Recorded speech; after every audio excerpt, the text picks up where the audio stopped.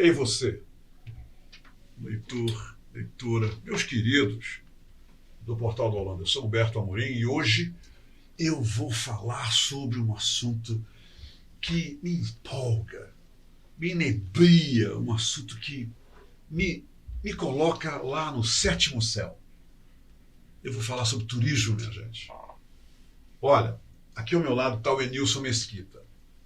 É um profissional, vejam bem, de turismo. Só que ele foi mais além do que simplesmente ser, eu sou um profissional de turismo, eu trabalho nisso, eu trabalho aquilo. Ele pegou um dos mais importantes setores do turismo para desenvolver a sua expertise. Ele tornou-se guia profissional de turistas. Vocês nem imaginam o quanto é preciso de preparo, o quanto é preciso de lapidação, sob todos os aspectos que você possa imaginar. Afinal de contas, ele é um mestre em relações humanas. E da forma mais difícil do mundo, sabe por quê? São relações humanas com pessoas de outras culturas, que falam outro idioma, pessoas que têm outros costumes, pessoas que quando chegam num país estrangeiro, elas estão totalmente assustadas. A gente não vê, mas elas estão assustadas. Porque a primeira coisa que o turista perde ao visitar um outro país, uma outra cidade, ele perde a sua identidade. Ele deixa de ser o cara importante lá na Itália, lá em Nova York, lá em Berlim, lá em Lisboa, para ser um simples, alegre, livre, leve, solto turista. Camarada totalmente vulnerável às belezas, às informações, às histórias, à cultura, à culinária, ao folclore, tudo de bom que existe nos lugares que eles visitam. Mas o grande anfitrião, o responsável, o cara que porta o cartão de visita do Brasil, de Manaus, do Amazonas, é o guia de turismo. E é ele o meu entrevistado de hoje. É ele que terá o primeiro contato pessoal com o turista. É ele que vai se tornar amigo dos turistas. É ele que vai conquistar os turistas. Os turistas vão depender e confiar nele. Porque ele é quem vai dizer, esse é o melhor restaurante, esse é o melhor local, aqui não vá, aqui é bom, aqui não é. Ele sabe tudo sobre a nossa cidade. Por isso, é importantíssimo nessa cadeia da economia do nosso estado, da nossa cidade. Vocês acreditam nisso? Então lá vai. Nilson, seja muito bem-vindo à Hora do H. Eu acho que essa é a primeira vez. Nós vamos fazer 2 anos de trabalho aqui, agora em outubro, e é a primeira vez que eu tenho a honra de receber um profissional com tanta responsabilidade, um profissional que está aí para se divertir, mas ao mesmo tempo para lidar com um assunto muito, muito sério. Seja bem-vindo. Muito obrigado. Agradecer, antes de mais nada, pela oportunidade de estar aqui com vocês e falar sobre essa fábrica de sonhos, né? Chamada turismo. Hoje, como bem disse o Humberto, quem vem ao Amazonas ou quem sai do seu habitat natural e entra em uma outra dimensão que seria um outro estado, um outro país, uma outra cultura, ele vem sempre buscando, muitas vezes, o trabalho voltado a ele como se ele estivesse na sua casa. E essa é a função de um guia, como Humberto bem disse, um guia profissional de turismo. Guia de turistas tem muito, sabe? Tem guia de turista aí para tudo que é lugar. Leva, eu vou para cá, eu vou para lá. O taxista, o motorista do aplicativo, o motorista do ônibus, ele pode ser um guia turista, como às vezes enfatizam, né? É guia turista. Mas esquece do nosso lado profissional, que é o guia de turismo, o guia profissional de turismo. Nós temos que estar o tempo inteiro preparados, muito bem preparados, o guia. Então me diz uma coisa, eu vou pegar um gancho aqui no que você falou, como é eu acho que tem muitos jovens aí que estão nos ouvindo, estão nos vendo nesse momento, e que eu acho que eles gostariam de saber o seguinte: o que faz um guia de turismo? Para você se tornar um guia de turismo, quais são as ferramentas, quais são os elementos, quais são os conhecimentos que você precisa ter, você precisa adquirir antes de se tornar um guia como você, profissional de turistas? Olha, um guia profissional de turistas, ele tem que estar, antes de mais nada, preparado para todo e qualquer tipo de pergunta que venha a surgir. Sobre a cidade, sobre a história e tudo mais. Sobre a economia da tua cidade, é importante saber. Sobre a cultura desse povo. Nós somos tidos em alguns lugares do Brasil afora, o povo do Amazonas, por exemplo, o povo do norte do país. Eu enfatizo aqui o Amazonas, o Pará, Rondônia, Roraima e Boa Vista também, na região de Roraima, que é muito intensa, também um turismo diferenciado nosso.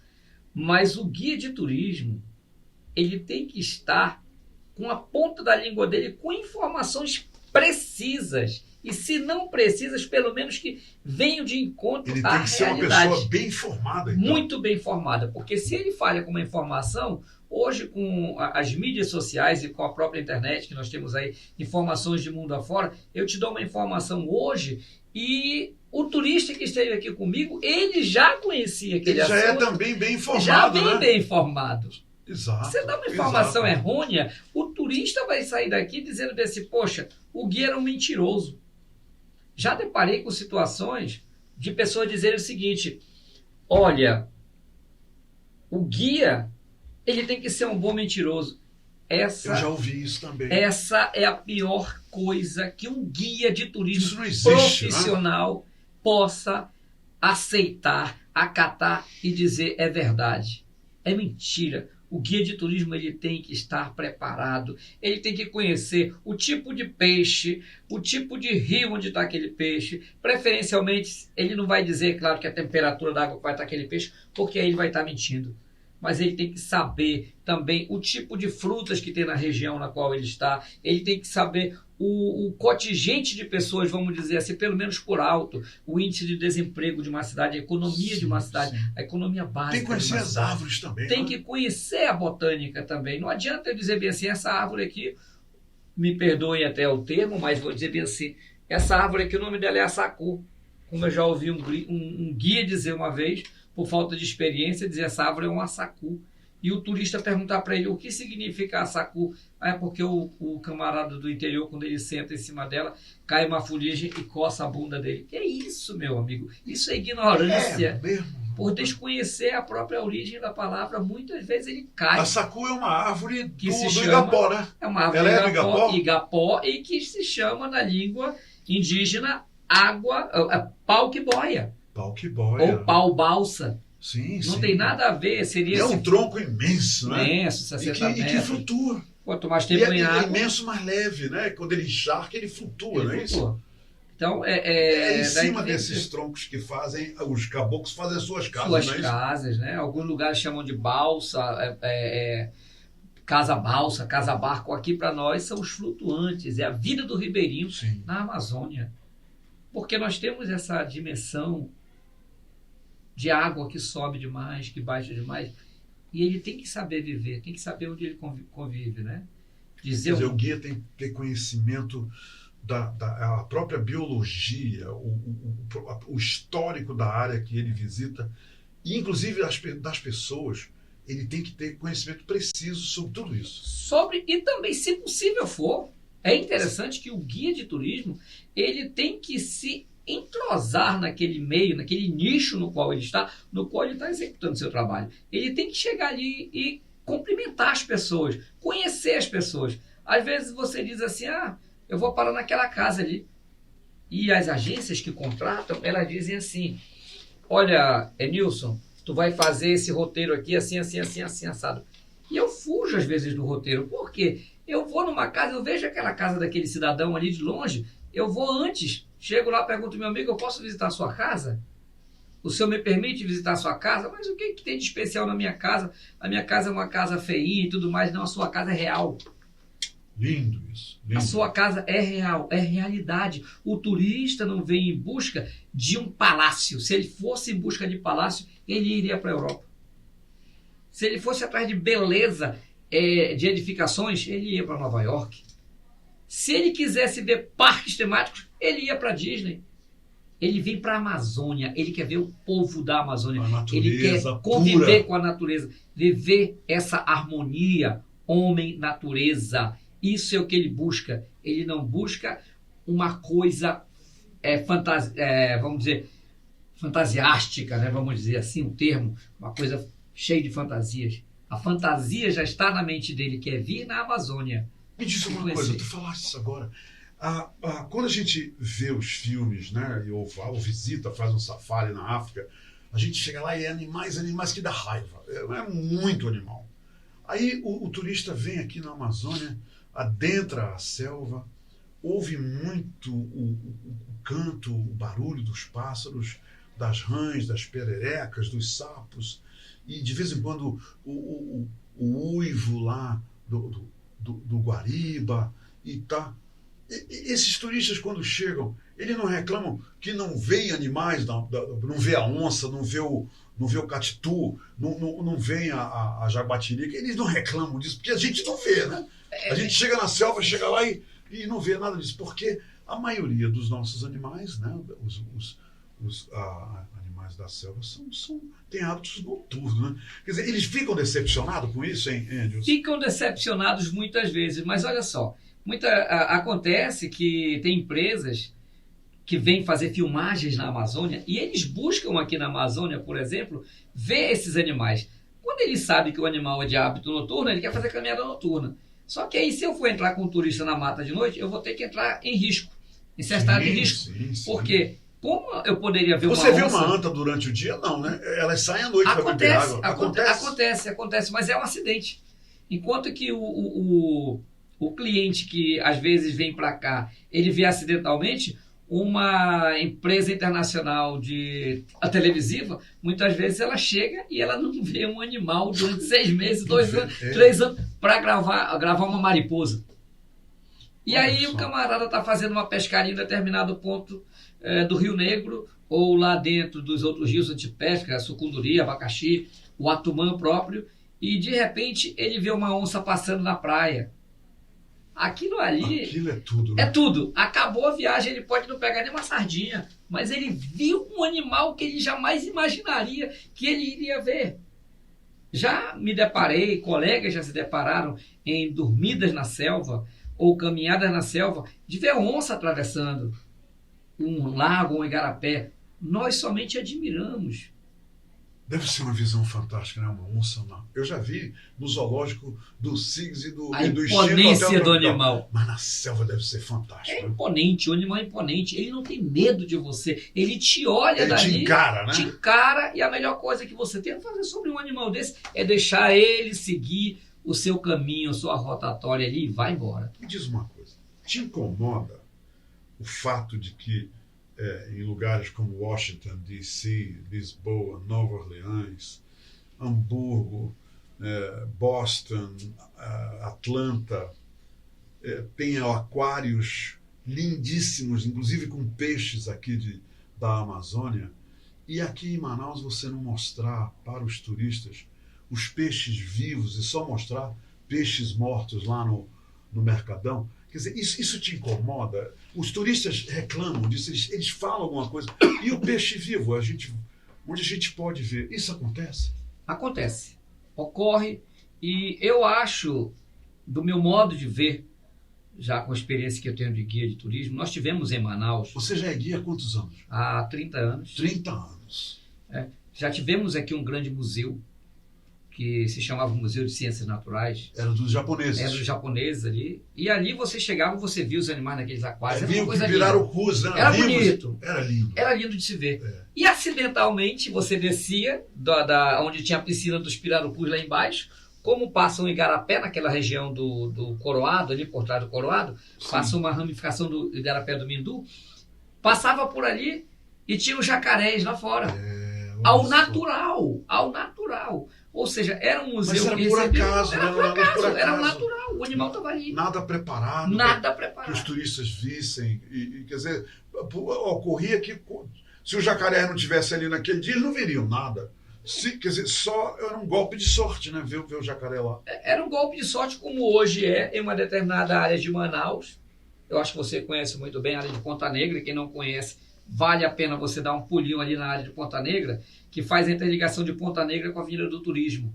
Ali tem vários condomínios, os Ponta Negros, Itaporanga, ali tem um igarapézinho ali. Eu já vi jacaré ali. É. Eu conferi um dia com a minha família 22 jacarés ali, 22 em cima de uma praia. Eu já vi jacaré ali. Por que não se cria, Humberto? A ideia minha, vou levantar até uma enquete aqui. Levantar lebre. Vamos levantar a lebre aqui. Por que não se cria naquela região, já que surgiu alguns anos atrás, nos governos anteriores, um governador disse que tinha ideia de colocar um parque temático dentro de Manaus. Mas por que não, ao invés de um parque temático, um passeio naquela região ali? Olha aí.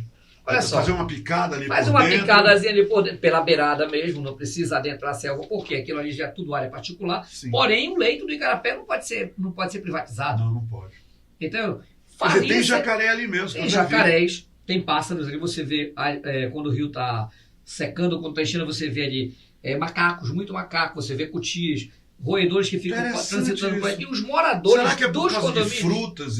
Porque onde tem alimento tem muito animal, né? Ali ainda tem uma área que tem muitos animais, porque tem alimento.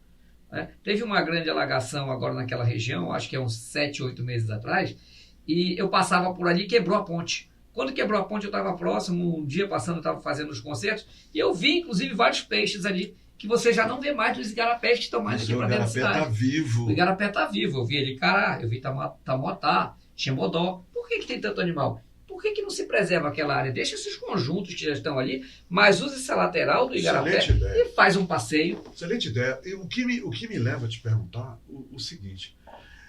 Olha, eu fui diretor da Ematur no início dos anos 80, diretor de turismo da Ematur, promovi o Amazonas com grandes parceiros, grandes agentes de viagens, amigos meus, inclusive o Yuri Barros e tantos outros. Agora, sabe o que eu percebo?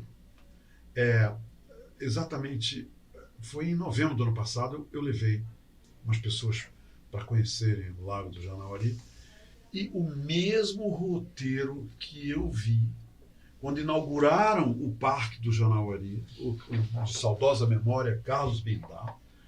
O Carlos Bindar, ele inaugurou ali uma zona de preservação no Parque Janauari e faziam aquele roteiro lá. O roteiro continua igual, o roteiro continua pegando uma ponte, vendo a Vitória Régia, o roteiro continua descambando, desaguando ali num restaurante, todo mundo senta, come, aí entra na canoa, dá uma volta pelo Igapó e volta. Me diz uma coisa, por que nunca foram criados novos roteiros? Aproveitar ideias como a sua. E os roteiros continuam iguais aqui em Manaus e não mudam de jeito nenhum. Qual é o mistério, hein?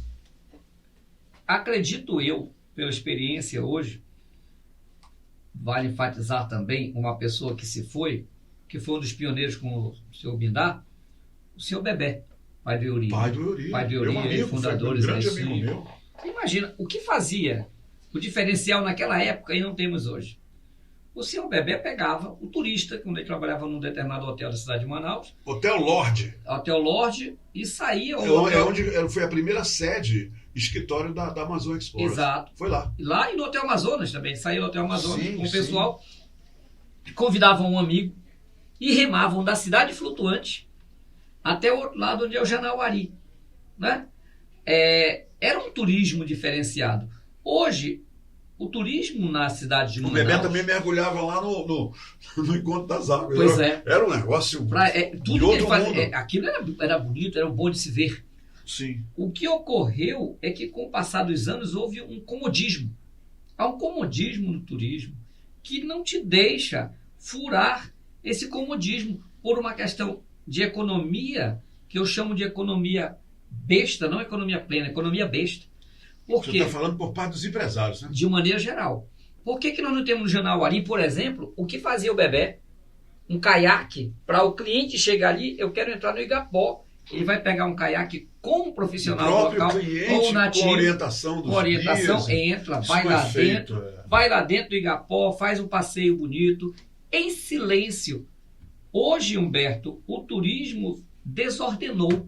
E regrediu também, né? Tem um hotel fechando aí, fechou o Ariaú, fechou o Hotel Tropical, aqui no centro fechou o Hotel Sombra, fechou o Hotel Amazonas, começa qualquer o Hotel Amazonas acabou. Quer dizer, há uma regressão, não está vendo uma regressão? Há uma regressão, inclusive na área do turismo. Hoje, o guia de turismo, nós temos hoje mais de 200 guias de turismo cadastrados pelo Ministério do Turismo e não estão em atividade, muitos deles. Vamos colocar que 30% em atividade. Por que esses guias não estão atuando? Por quê? Nós temos 60 guias que estão atuando. Mais de 200 e hoje, digamos, temos 60 atuando 60 diretamente. atuando. Você falou 30%? 30% seria, vamos dizer, um número bem alto. Estou sendo otimista. Agora tem um detalhe aqui, pera lá.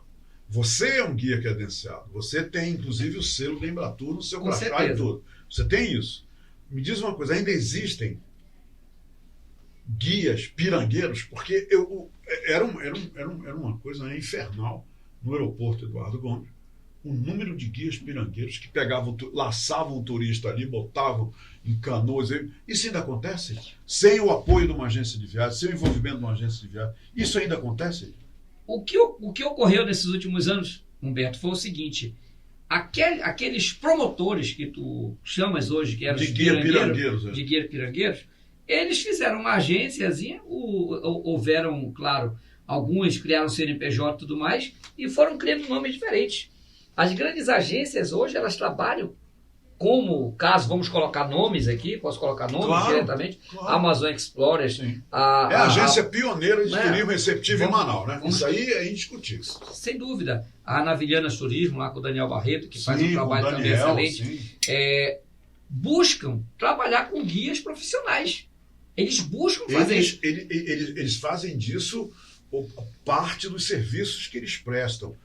Usar os serviços, quer dizer, ter guias profissionais comandando as suas excursões. É isso? Exatamente. Só que o que acontece hoje é que muitas agências buscam, ao invés de pegar esse guia, pegar um pirangueiro, que nós chamamos de pirata.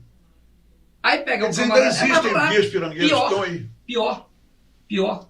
Hoje, Humberto, você vai para o Encontro das Águas, você encontra 30 lanchas lá. Aí você encontra uma lancha com um guia dentro. De certo modo... Peraí. Vamos explicar isso. Tá. Essas lanchas, tem 30 lanchas lá, você falou, uma com guia profissional e as outras todas sem o guia profissional. Porque é o próprio guia pirangueiro que contrata aquela canoa, bota os turistas e leva? É isso? Criou-se alguns tipos de cooperativas, que eles dizem, e essas cooperativas, né, elas contratam, tem um acordo qualquer com recepcionistas de hotel, com a turma toda agente, aí. Né? E aí criou-se... The middleman. Né? O atravessador. Não seria nem um broker. O atravessador seria um broker. É um middleman mesmo. E eles unem-se, fazem aquela quantidade que eles chamam, aí tem um termo que eles chamam, eu não estou lembrado, mas que é um seletivo. Pega todo mundo e coloca dentro da lancha. Aí se você... Que eles alugam, eles levam. Aí... Ora, o valor de um passeio, que seria o ideal para ser cobrado, ele joga o valor lá embaixo. O turista não sabe que ele está comprando, ele vai. Ele vai e acabou assim. E me diz uma coisa, e a Amazonas Tour nesse imbróglio todo? Qual é o papel deles? Você tem conhecimento, vocês têm feito alguma coisa para manter legalizado essa parte do trade turístico, essa parte executiva do trade turístico, pelo seguinte: se acontecer uma tragédia aí qualquer dia desse, e nós já tivemos um problema aí de um turista aqui na Ceasa, uma inglesa que morreu, não foi? Sim, vindo de um hotel de selva. Vindo do hotel de selva. Me diz, qual é o papel da Amazonas Tour em tudo isso? A Amazonas Tour, hoje, eu conversando com a equipe que está... Porque é a Amazonas Tour que é responsável pela política de turismo do Estado. Sim. Só que hoje a Amazonas Tour, ela tem uma equipe dentro da Amazonas Tour que está preocupada em ver quem está cadastrado e ver quem não está cadastrado dentro do sistema.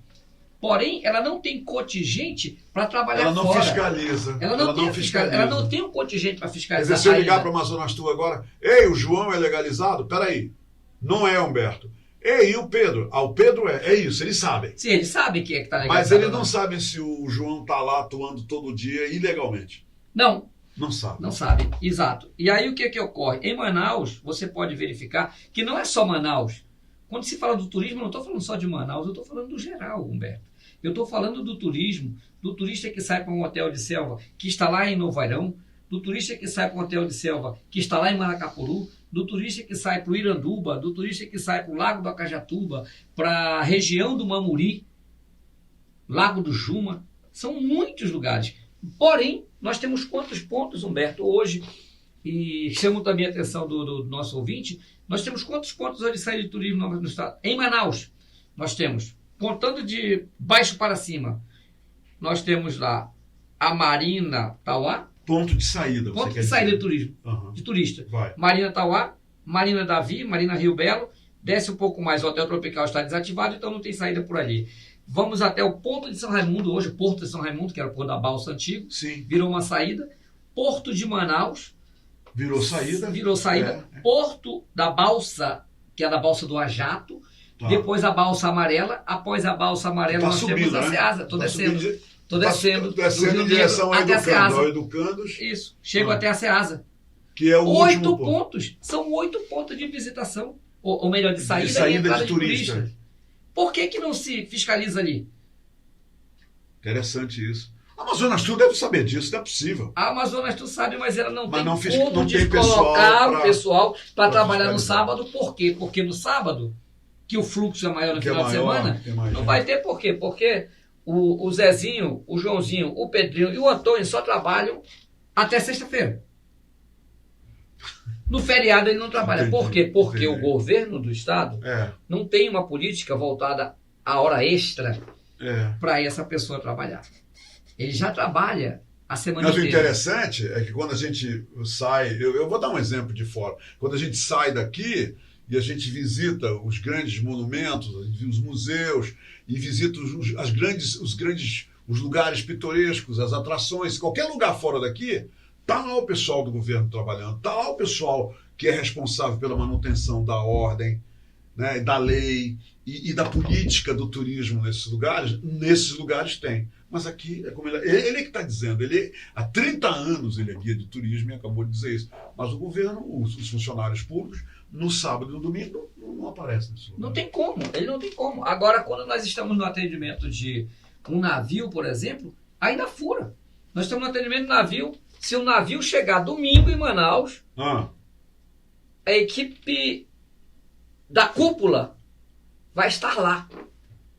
E vai montar... O que quer dizer equipe da cúpula? Vamos colocar os órgãos, a Amazonas Tour, a Politour, vão estar lá para verificar o que está acontecendo ali no porto. É só no porto que tem turista saindo e chegando? Não, são os 8 pontos que eu falei. Então, se não tem uma fiscalização... pontos de saída, mas eles só estão lá onde encostou o navio. Sim, para fiscalizar quem já está trabalhando de maneira regular. Ou seja, a agência que está trazendo o navio, ela está trabalhando com guias de turismo de maneira regular. Olha, eu sei que o Daniel e o Eury Barros são os donos das principais agências que lidam com navios aqui, e eles só trabalham com guias credenciados. Então isso aí não precisa ter fiscalização, porque todo mundo sabe que essas duas agências são sérias e trabalham com seriedade. E manda para o porto a relação de guias, suas identificações. Sim. Quando nós chegamos lá, nós temos que apresentar. Por eles, né? Nós temos que apresentar, nós temos que nos apresentar. Eu sou guia, está aqui, o meu crachá é esse. Porém, eu acredito que a fiscalização ela deve partir também de um outro ponto, é uma outra esfera. São várias esferas, Humberto, que chegam aí a esse ponto. Eu não posso dizer aqui que eu posso fiscalizar porque eu sou guia de turismo. Mas se eu sou um médico e eu estou numa sala de cirurgia e chega um advogado dizendo eu vou cortar minha mãe porque eu sou médico, ou eu sou advogado, eu vou cortar minha mãe. Eu sou um profissional de outra área. Eu estou atuando. Então, eu não posso, como guia de turismo, fiscalizar, porque eu não tenho, nem devo. Eu posso criar problemas para mim. Me diz uma coisa, turista, na tua opinião, turista que vem para Manaus, passa 3, 4 dias, vai embora, esse turista volta? Esse turista diz, eu vou voltar aqui, adorei, eu vou voltar aqui, eu vou recomendar o Manaus e as atrações que acontecem na periferia de Manaus, que Manaus é cercada por belezas naturais, Manaus é cercada por coisas belíssimas aí do outro lado do rio, Encontro das Águas. Eles dizem que vão voltar para ver essas coisas? Não somente dizem como voltam. Um colega guia de turismo que já atuava na sua época, no seu período, disse para mim o seguinte, certa vez eu o escutei falar, rapaz, tem que ganhar dinheiro do turista é agora, porque esse turista que vem aqui hoje, ele não volta mais. Errado. O turista que veio uma vez a todo e qualquer lugar, ele volta porque ele sentiu prazer, ele viu o que ele queria ver, ele gostou, e ele né? quer ver muito mais. Gostou. Se ele gostou, ele quer ver muito mais. E ele volta. Eu já tive a oportunidade de trabalhar com várias famílias que vieram aqui e voltam. Tem uma mentalidade anterior aí, vamos dizer, já ultrapassada de muitos próprios agentes de viagem, que diz o seguinte, o turista, ele não pode ser seu amigo. Você está prestando um serviço errado. Você está criando um vínculo. A partir do instante que eu estou guiando uma pessoa, eu estou criando um vínculo com ele. Porque senão, Humberto, seria muito simples eu fazer um city tour e colocaria lá uma mídia falando sobre o Teatro Amazonas, falando sobre o mercado, falando sobre isso, falando sobre aquilo, e acabou. Se o turista ouvia a informação, ele não tinha quem perguntar ou saber alguma coisa a mais. Voltamos ao começo da nossa entrevista, quando você fala sobre a questão da viagem, aquela maravilha dele interagir com a cultura, com o povo local, né? Ora, eu vou falar sobre o tambaqui, eu vou falar sobre o pirarucu, mas eu vou dizer que não existe jaraqui aqui?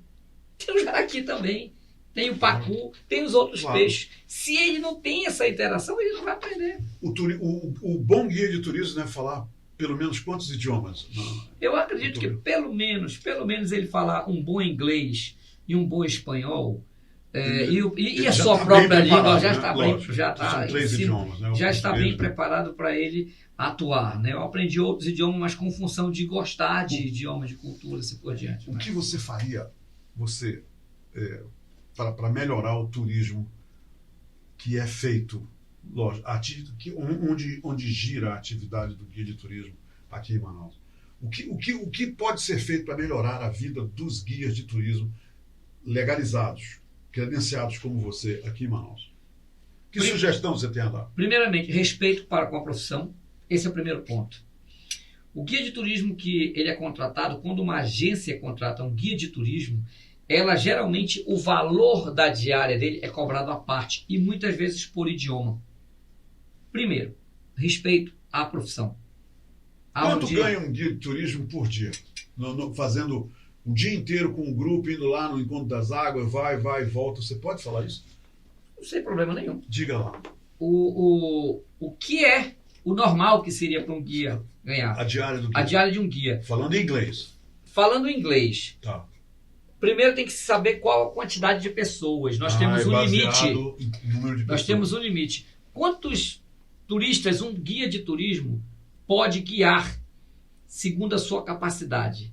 Até 15 pessoas. Para controlar legal, para controlar né? legal. Controlar legal. E também informação, a título de informação. Sim. E manter a atenção dos caras. Manter a atenção, claro. Porque se botar 40 pessoas, como é que você vai manter a atenção do pessoal? Como é que você faz? Aí, um valor de uma diária, de um guia nesse sentido, variaria entre 15 pessoas, Sim. Uma média de 200 a 220 reais. Por dia.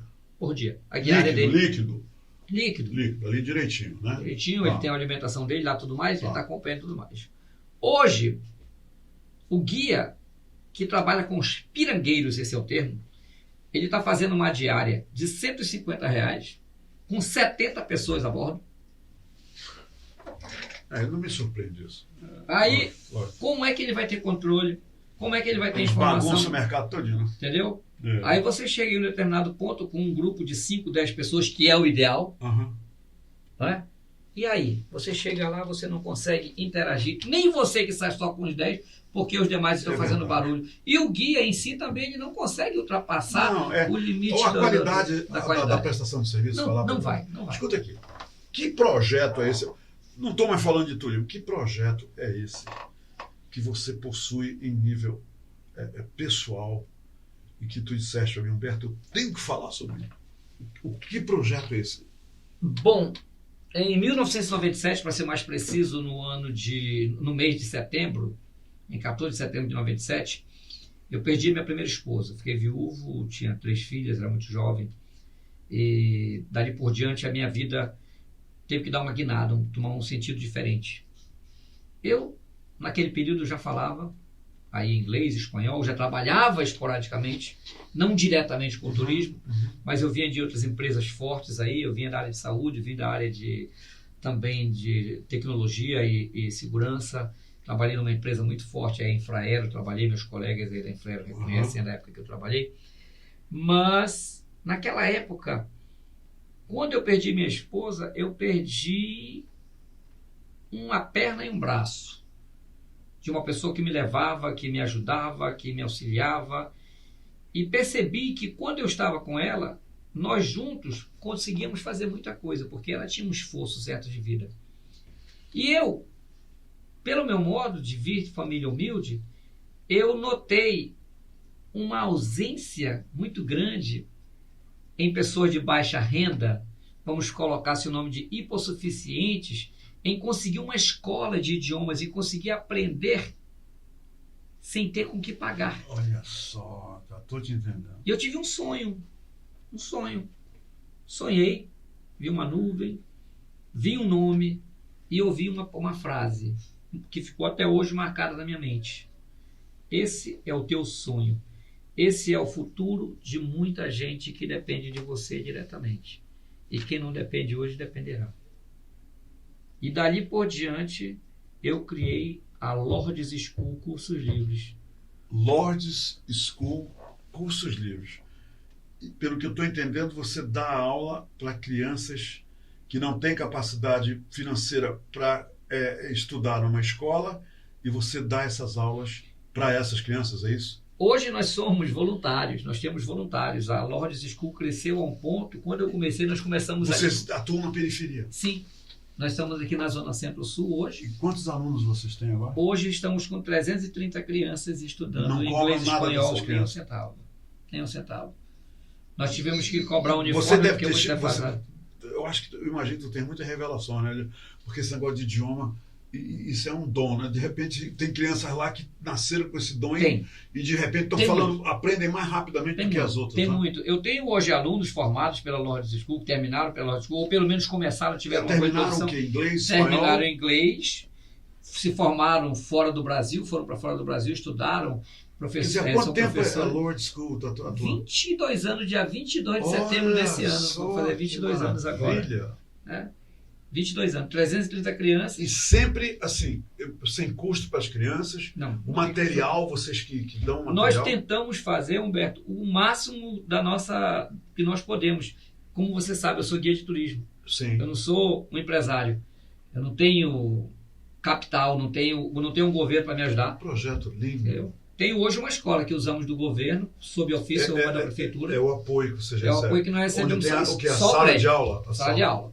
E aí nós somos lá 18, era para termos hoje 18 voluntários, mas faltam voluntários. Vocês têm quantas aulas por semana? Dia de sábado, de 8 ao meio-dia. Eles têm um intervalo. É uma vez por semana? É uma vez por semana. Inclusive a gente precisa muito de voluntários, né? De inglês e espanhol, nós precisamos mesmo para manter professores, voluntários.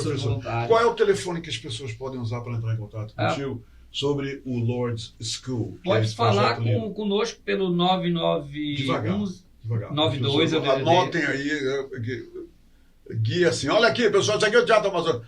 Fala pianíssimo. Vamos lá. Ok? Para la piano. Piano, que você vai lontano. Tá certo. Então fala pro pessoal o número do teu telefone. Então, é DDD 92 991 06 4380. 9106 4380. Pessoas que queiram apoiar esse projeto, que queiram dar aula para crianças que financeiramente carentes, que queiram aprender, que querem aprender idiomas, e pessoas que queiram apoiar o projeto Lords School, entrar em contato com esse número. Fique à vontade, esse é meu WhatsApp direto, não tem como não me localizar, né? A menos que eu esteja no meio da selva também. Se esquecer o número, pode entrar em contato com o Paulo, aqui no portal falando que o Paulo me dá o recado e eu pego o número dele e passo para vocês, tá? Beleza. Esse é um projeto que merece todo o apoio, todo incentivo que a gente puder dar a um projeto que apoia crianças carentes financeiramente e que aprendem o idioma e passam a ter, graças ao empenho, ao esforço de todas essas pessoas, passam a ter uma ferramenta preciosa para novas oportunidades. Eu até costumo dizer o seguinte: No dia que eu aprendi o meu primeiro idioma, eu tinha a minha primeira profissão. Aprender um idioma estrangeiro é o mesmo que aprender uma nova profissão. É o que eu acho. É o que eu acho. E eu já ganhei dinheiro, eu desenvolvo profissões só por causa do meu conhecimento de línguas. Eu uso a língua cantando, falando, narrando, escrevendo. Isso tudo são profissões. Você concorda comigo? Afirmativo, 100%. Então, bom. Já tivemos a oportunidade, inclusive, de trabalhar junto com tradução simultânea. Eu digo para meus alunos todo dia. Esse cara é bom, esse cara é bom, hein? Gente, Esse cara é bom. Aprendam uma coisa. Em idioma, você tem que aprender a se comunicar antes de mais nada. Sim. O restante você vai agregando. Eu ainda vou dizer uma coisa para vocês jovens que estão nos vendo agora nesse momento. A diária de um tradutor simultâneo de evento, que já é um estágio bem lá em cima, mas não importa. A gente começa com o primeiro, the book is on the table. Aí, a partir daí, você vai aprendendo tudo. Lá naquele estágio, a diária de R$500. Você trabalha só 3 horas por dia, ganha R$500 para traduzir, fazer tradução simultânea. Muito obrigado pela entrevista. Muito obrigado. Valeu mesmo. Vou contar uma história para vocês. Há um mês, eu fui contratado para ser o mordomo de um grupo de alquimistas italianos, aqui em Manaus. E eu era mordomo al fiume, era o mordomo à beira do rio. E eu não teria conseguido, e quero publicamente agradecer a ele, eu não teria conseguido o sucesso, o êxito que eu acho que eu consegui. Eram 25 turistas e eu caminhei com eles de um hotel até o porto de Manaus, passando pela Praça da Polícia, pela Casa JG de Araújo, pelo Teatro Amazonas, até lá a feira Feira Manaus Moderna. Feira da Manaus Moderna, e de lá eu deixei os turistas num barco. Eu não teria conseguido fazer isso se não fosse o apoio dele, que os turistas não sabem disso. Ele ficou me mostrando o roteiro que eu deveria seguir, porque eu não sabia para que lugar eu deveria ir, porque minha preocupação era dar informação para os turistas, mas graças a ele, que ali, sem que ninguém percebesse, segue direto, Humberto. Humberto, para aqui, fala. Humberto, agora ali. Humberto, à esquerda. E eu, ouvindo ele, consegui fazer todo o trajeto com sucesso. Humberto, vamos almoçar aqui. Humberto, acabou, vamos embora, Humberto. Foi ele, graças a ele, que fez com que aquela história de que ninguém é bom sozinho funcionasse comigo. Obrigado, meu irmão. Eu que agradeço, Humberto. Muito obrigado. Ehi, fala italiano molto bene, benissimo, parla molto bene italiano, esse camarada aí. Ei, tudo de bom para ti. E um bom feriado de verde e amarelo da nossa pátria, e que as pessoas aprendam a amar o Amazonas, falar bem do Amazonas como ele faz, porque a profissão dele tem a ver com isso também. Gente, obrigado. Até a próxima. Se quero te amar e te amar e te amar muitos anos, cuida bem de mim. Então misture tudo dentro de nós.